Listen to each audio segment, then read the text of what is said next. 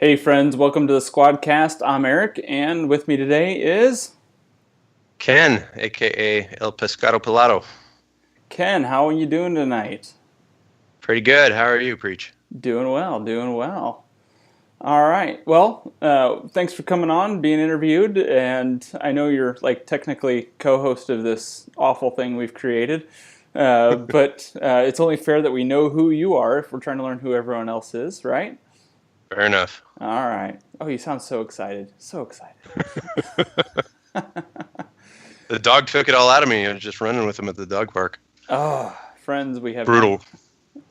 the workout they did. The dog ran like 27 miles, and Yeah,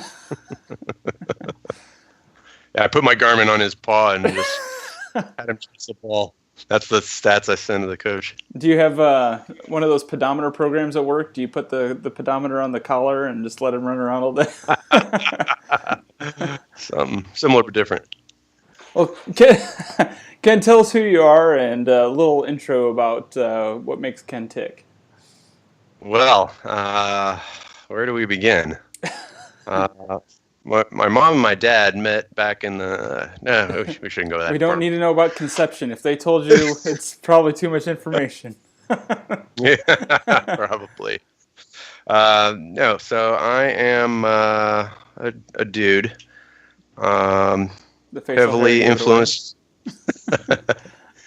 influenced by some time in the Army, Uh-huh. and that led me to a triathlon camp with Team Red, White, and Blue, which led me to meet some folks in and around TRS Racing. So I ended up joining the team kind of through that. Nice. Yeah. Yeah, so this is going to be my third season on TRS Racing.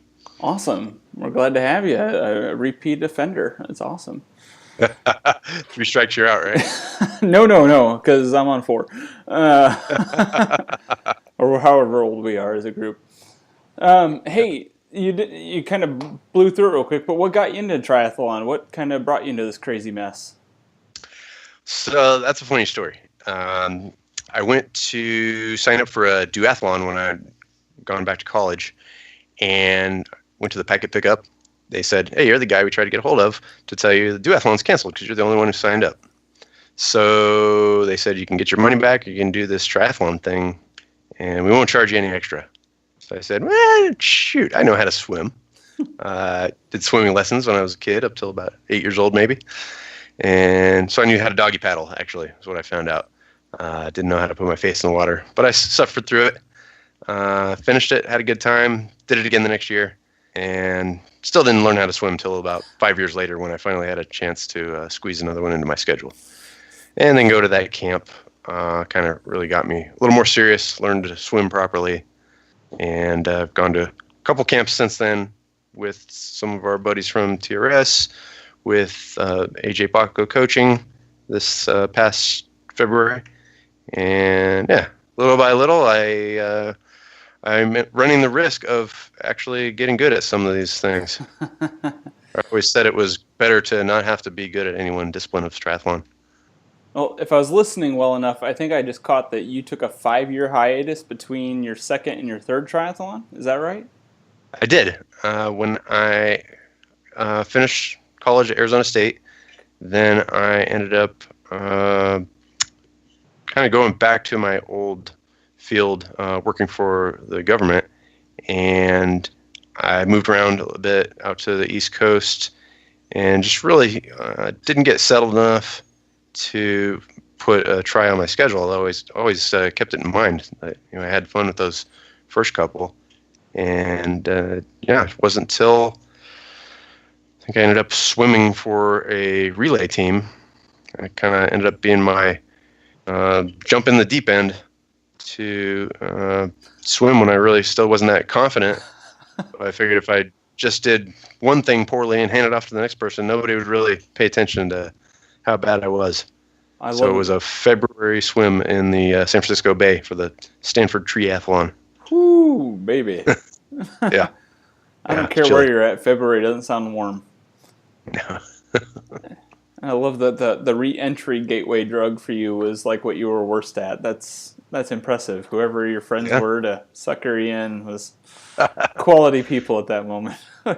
Yeah, it was totally. We were trying to get a bunch of relay teams together, and everybody who said, "Can you swim?" and they'd take a giant step backwards. "Can you bike?" and then a few more would step back. Okay, you're in the back. You're the runners, and then the cyclists and the swimmers. That's how we weeded each other out. Cool. Well, you said then you got involved in a red, white, blue event, which helps military retired military members in sports, right? Or Veterans and veterans. retirees, Yeah. and yeah, kind of gets civilian family members and supporters of the military involved. Everybody's welcome to join it. It's a nationwide nonprofit throughout the U.S. and even at some of the overseas locations where military is serving. And yeah, I have volunteered for them for several years. Now, personally speaking, I think that's awesome, but it also sounds like way above like the standard pay grade of TRS racing. So, how did we get involved with you there? Well, so Dark Mark was one who had been out at the camp in Austin, Texas back in 2015. And so he wore his TRS bike jersey that year. And so I was looking through the pictures later, and we just sat around and shot the shit and had some beers at camp. But when I saw that and looked up, what is this TRS Racing, TRS Triathlon? Or I think it was still at the Real Starkey was the Twitter handle at the time. So did a little Googling and thought, oh, he's a famous podcast co-host. So, yeah, and I started following the podcast, and I think it was that next October that I applied to be on the team, and I thank my lucky stars I was selected and been here ever since. Yes, the rigorous process of selection for the TRS racing side of things used to be horrendous. I'm almost ashamed to ask, what terrible thing or terrific thing did you end up doing to get on in your application submission? I think I said I would happily be the plus size model for the team and crush all the Clydesdale podiums that I could. Nice. Well played. At sprint races. Basically. At sprint races. You had to specify that. That's awesome. Yeah, it wasn't until last year that, with the support of a lot of TRS Racing and Baco Squad members down in Aruba, that I finally decided to bite the bullet and go for the half distance. That's as far as I've gone yet. Yeah. That's cool, but it was team support that got you there. That's cool. Yeah, I figured there's no other way to do it if I was going to try to jump that gap than to do it when we had pretty close to 20 team members on course, I think. A lot of people with bad influence cheering on bad decisions. I love it. So kind of along that theme, what is the coolest and what's maybe the dumbest things that you have done since you've hooked up with all of us? Well, I we gotta ask everyone say, yeah, that's true. And there's been a lot of cool and dumb things, so it's tough to pick out just one of each. But I would say the overall Aruba experience, being down there for a week, where we were all each other's captive audience, was quite a blast. And a few team members brought family. Some brought spouses, some brought kids, some brought parents. Nice. And I think it was Fast Cat's dad who was probably the most impressive drinker of any of us. He was pretty cool. Ooh, but Aaron Webster was there. How did? Yeah, he was too. I think maybe he was just a little poorly trained for that event. Okay. But he and I were. He was probably lapping me even on the beer mile. Yeah. But speaking of which, yeah, he's fast. That beer mile actually was probably one of the dumber things, because not that I hadn't done a beer mile before or don't like it, but I had a really bad time of it doing that the very next day after my first half iron race. And yeah, very, very rough time on that beer mile. Did you have like a lot of the sugary goo still in you that really helped accentuate the alcoholism? I would not admit that I had anybody's goo in me. Oh, we're going to the hot place now. Oh, I don't even. Where do you take Where off were we? after that? Yeah, I'm almost ashamed. Almost. One of us should be. Yeah. All right. So now you can update your answer to the thing you're most ashamed of is doing this interview.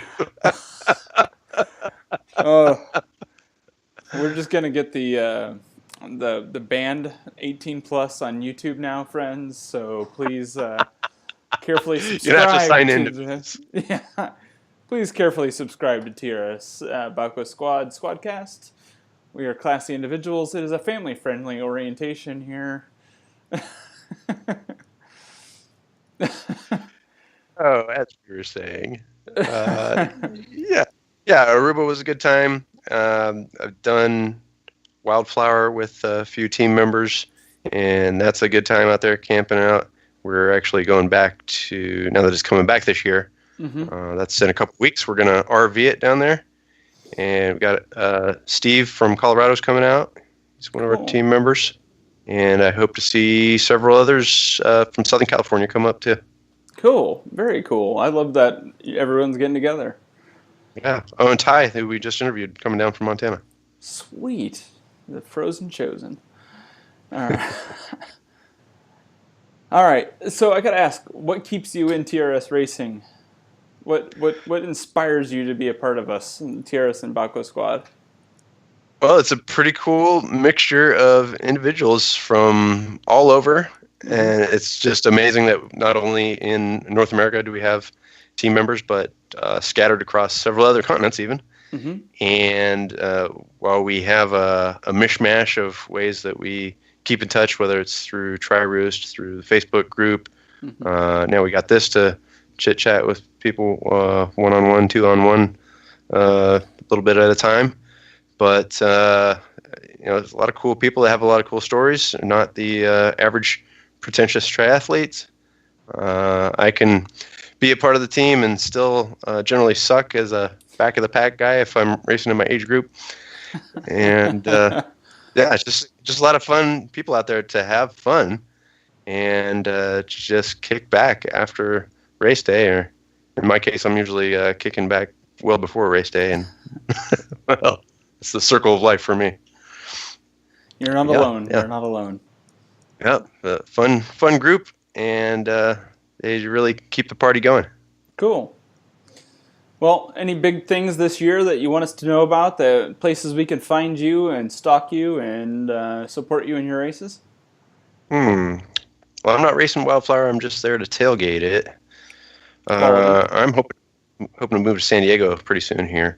So I'm going to be finding a whole new slew of races down there. And I am holding out hope that Challenge Aruba will be back this year. They seem to be on the fence right now. But I got lucky and won a return trip back there. So I'm definitely going down there, whether there's a race or not. If there's no race, then I'll just be on the catamaran drinking those Aruba Aribas. I think you should do an Aruba Ariba beer mile equivalent. Hey, I'll drink to that. Cool. Well, anything else you'd like to share for the good of the cause with the teammates and those you've met, those you haven't met? Shoot. Yeah, well, I have had a fun time at all the team events, especially Aruba and the camps, where I've met 2 new team members. I highly recommend doing something like that to anybody who hasn't had the opportunity yet. If at a minimum, I mean, take a chance to meet some folks from the team at one of the bigger races that's nearby. But yeah, doing the overnighters where you can really hang out and get to know people, I think that's where it's at. Yeah. So yeah, I hope to do more of those, many more in the future. That's awesome. Cool. Well, thanks for taking your evening in sunny California, where it's beautiful and warm. And wait. warm enough. It's outdoor training weather. Yeah. Yeah. Yeah. Thanks for taking your evening to talk to me. I know you want to get home to your family. Oh yeah. Well, mine are all asleep at this point, but good having you on the team, and look forward to having you smoke me in some race sometime soon. All right. Thanks, All Eric. right. Thanks, Ken.